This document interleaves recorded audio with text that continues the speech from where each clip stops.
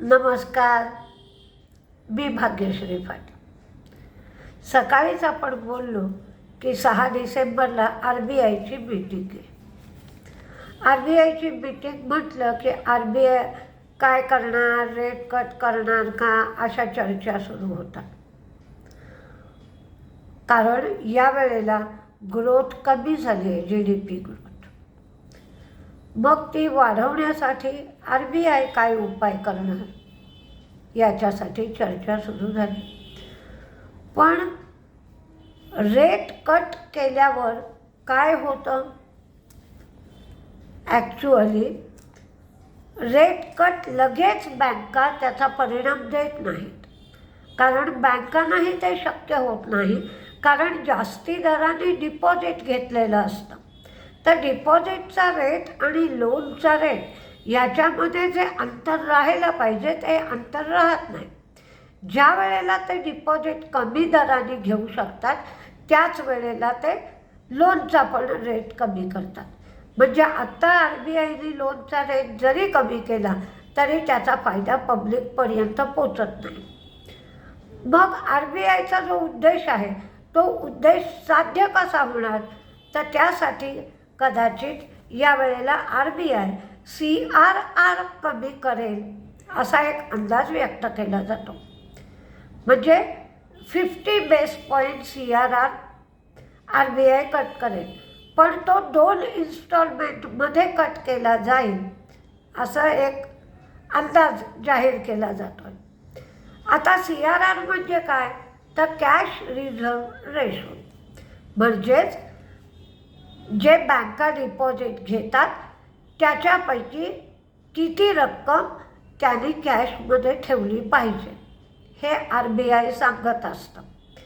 जर हा रेशो कमी केला, म्हणजे तुम्ही 100 रुपये डिपॉझिट घेतलं तर तुम्ही बाबा त्याच्या 4%, त्याच्या 5%, म्हणजे साधारण 20 रुपये तुम्ही कॅश रिझर्व्ह रेशो म्हणून ठेवला पाहिजे. आता हे 20 रुपये जे ठेवायचे तर तेच कमी केले, 15 रुपये ठेवा म्हणून सांगितलं तरी हे जे वरचे 5 रुपये असतात ते त्यांना लोन देण्यासाठी, ताबडतोब बँकांना वापरण्यासाठी तेवढा पैसा उपलब्ध होऊ शकतो. म्हणजे जर 5% असेल कॅश रिझर्व्ह रेशो आणि तो 4.5% केला तर जास्ती पैसा बँकांना उपलब्ध होतो आणि तो जास्ती जो पैसा उपलब्ध होतो तो लोन देण्यासाठी वापरता येतो. त्यामुळे एक अंदाज असा व्यक्त केला जातो आहे की कॅश रिझर्व्ह रेशो हा कट केला जाईल. तो 0.50 म्हणजे 50 बेस पॉईंट कट केला जाईल आणि तो 2 इन्स्टॉलमेंटमध्ये कट केला जाण्याची शक्यता बोलली जाते. अशोक लेलँडचे विक्रीचे आकडे आले तर एकंदर विक्री 1% वाढली आणि कमर्शियल व्हेकलची विक्री मात्र 11% कमी झाली. लुपिनच्या सिताग्लिप्टिन आणि मेटाफॉर्मिन हायड्रोक्लोराईड या 2 औषधांना US FDAने मंजुरी दिली. स्टर्लिंग विल्सनला 504 कोटीच्या प्रोजेक्टसाठी LOA मिळाला आहे. या प्रोजेक्टला त्यांनी काय करायचं आहे तर सप्लाय करायचं, इन्स्टॉलेशन करायचं आणि कमिशनिंग करायचं राजस्थानमध्ये. JSW स्टील स्वतःचा इलेक्ट्रिक व्हेकलचा ब्रँड लॉन्च करणार आहे. हजसाठी भारतातील 4 शहरातून उड्डाणं सुरू करायला स्पाइस जेटला परवानगी मिळाली आहे. नोव्हेंबरचा मॅन्युफॅक्चरिंग PMI 56.5 आला, तो पूर्वी 57.3 होता. कोळशाचं उत्पादन जे आहे ते 1.7% वाढलं, म्हणजेच 67.2 मेट्रिक टन एवढं झालं.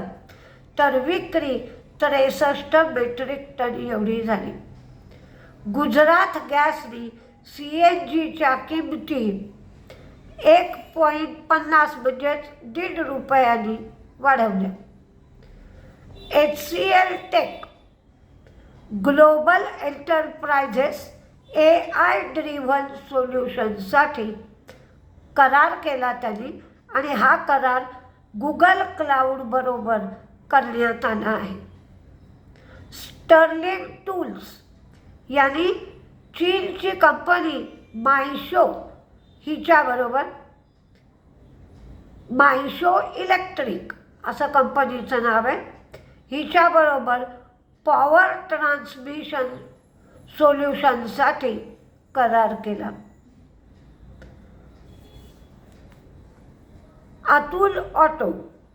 अतुल ऑटोची विक्री वाढली 24.46%. मारुतीचं प्रोडक्शन व्हॉल्यूम 14.3% वाढलं.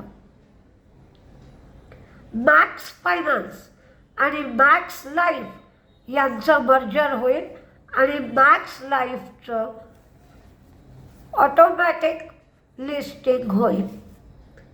ॲस्टर-DM आणि QCIL यांचं मर्जर होईल. आज सरकारने सांगितलं की आता विंडफॉल टॅक्स पूर्णपणे कॅन्सल करण्यात आलेला आहे. या विंडफॉल टॅक्स कॅन्सल केल्यामुळे ऑइल इंडिया, ONGC, रिलायन्स या सगळ्यांना याचा फायदा होईल आणि त्याचबरोबर इंडिगो ATFवर सुद्धा विंडफॉल टॅक्स लावण्यात येत होता, तर त्याचाही परिणाम इंडिगोवर होईल.